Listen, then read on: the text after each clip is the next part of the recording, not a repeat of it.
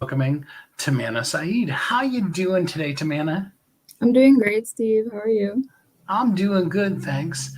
Tell us a little bit about who you are and how you show up in the world. Okay, so I am a poet and a writer, but I'm also someone who is a huge mental health advocate. I'm very interested in public health as well. I'm currently pursuing my master's in public health. I'm a MPH candidate at BU School of Public Health. And I'm also looking towards becoming a program manager and a health communications advocate. I'm also a first generation college graduate and an immigrant. So, in a lot of the writing that you'll see from me and in a lot of the poetry, I talk about those multiple sides of my identity.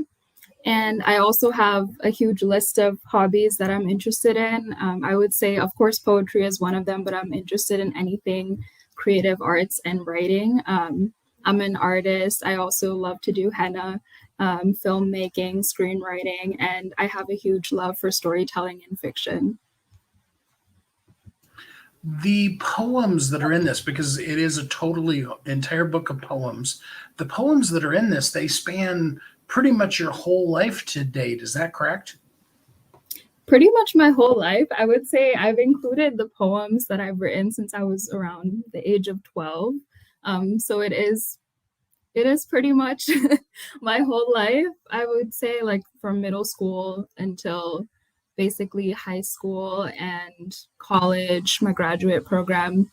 And it kind of explores how I've grown as a person in terms of not only just maturity, but in terms of the type of trauma that I've experienced growing up. Someone who, grew up in a single parent household and also had to kind of be like feel acclimated to different environments, like being a Bangladeshi American, like being like someone who has traveled to multiple different countries and has acquired, different interests and different identities. So from the ages of 12, and I think, I've kind of been able to edit things and make them more legible since I was of that age. But I would say that I felt it was really important to include those poems that I wrote from that early age because it really allows you to see the type of growth that I've done. When you're younger, there's a lot of different emotions, not just hormonal, but a lot of different feelings that you might have. I feel like resentment and just pent up anger or like just being like not being able to navigate life in the correct sense. But then once you get older, of course, you start to really grasp what it means to like fulfill your purpose in life or what it means to truly know who you are and have some level of integrity. So I think that's something I definitely express in my poetry collection. But again, like a lot of those experiences are very common for people, for younger people, especially for women of color, immigrants. So I would say that's pretty much what you can expect from reading my book. I had to actually look it up. So for people who don't know, where in the world is Bangladesh? So Bangladesh is pretty much it's kind of interesting and difficult to describe. There was this partition that happened between India and Pakistan. And during that time, Bangladesh was actually on the other side. It was on Pakistan. It was part of Pakistan. And then there was a mass genocide that had occurred. And due to this, Bangladesh became its own country. So those three countries were all one huge country. And then now, like, Bangladesh is kind of in India, if that makes sense. It's kind of like this in between piece of India, similar to like Lesotho or like how you would see South Africa on the map. So it's pretty much the southern part of Asia. So my mom, she got married at the age of 21. She had an arranged marriage, and then she basically went all the way from her place in her little city in Bangladesh to this huge place, the United States of America. So we've been living in Cambridge since then. I was pretty much raised in Cambridge, but a lot of those cultural values of being Bangladeshi, such as like honoring your parents, like really understanding your traditions.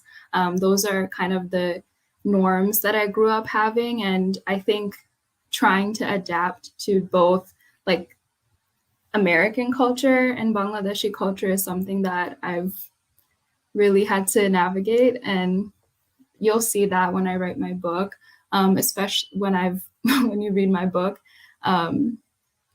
So a lot of it has to do with, I'd say, just like what the patriarchy looks like, what it means to be a woman of color, how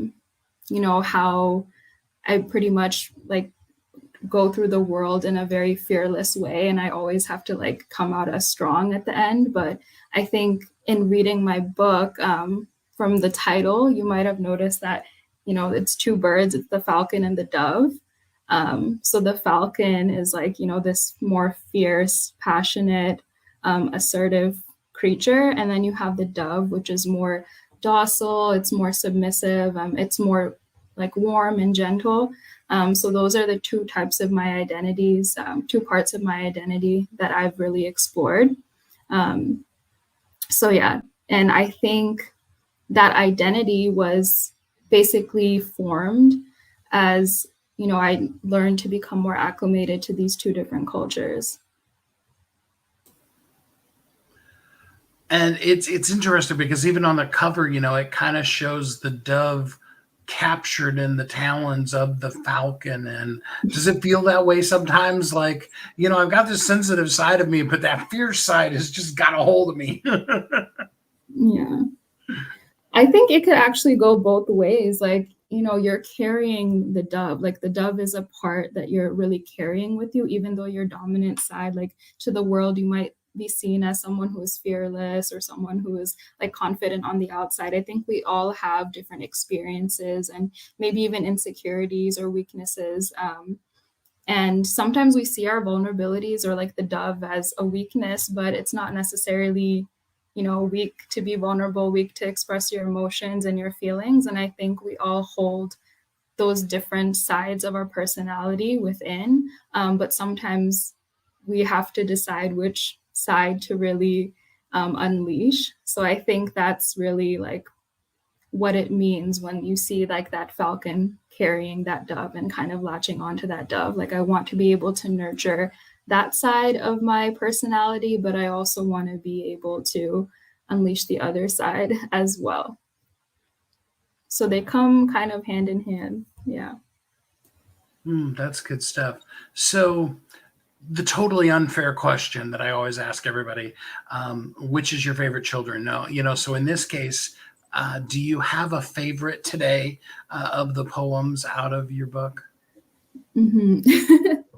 So I think each poem kind of has I was in a different state of mind in writing it. I think, of course, there's times when I'm more melancholic or I'm feeling a bit down. And there are other times when I feel very strong and powerful. And you'll see some of my more like I guess, domineering poems, or having a domineering tone in some of my poems.